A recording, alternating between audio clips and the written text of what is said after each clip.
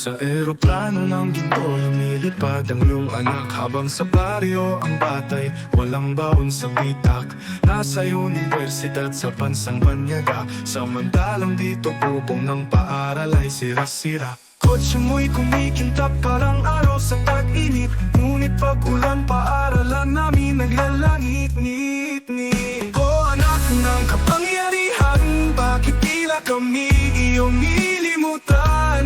Habang kami naglalakad sa putik at ulan, ikaw ay nag-aalaga ng alagang kabayo sa London. Anak ng kapangyarihan, bakit kay dalang maramdaman na bawat luha namin ay galing din sa buwis na ginamit mo sa luho at aliwan?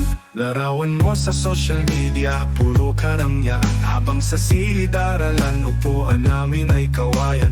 May laptop ka sa bawat daliri, kami naghihintay ng mutuli na hindi dumarating. Habang nagpapati ka sa dagat ng Boracay, ang guro namin naglalakad paakyat ng bundok araw-araw.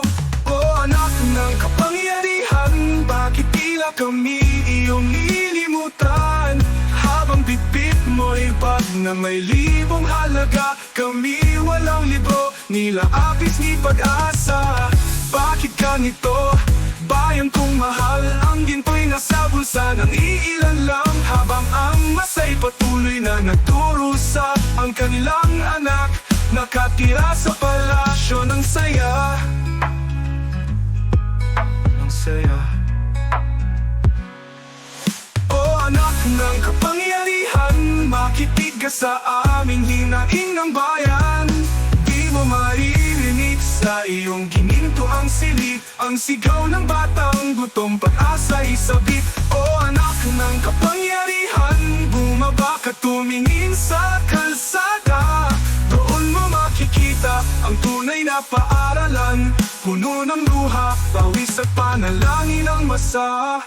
Habang kayo'y nag-aawitan sa salaping ninakaw, kami umaasang gisingin pa rin ang bayan kong nagdurugo't sugatan. Habang kayo'y nag-aawitan sa salaping ninakaw, kami umaasang gisingin pa rin ang bayan kong nagdurugo't sugatan.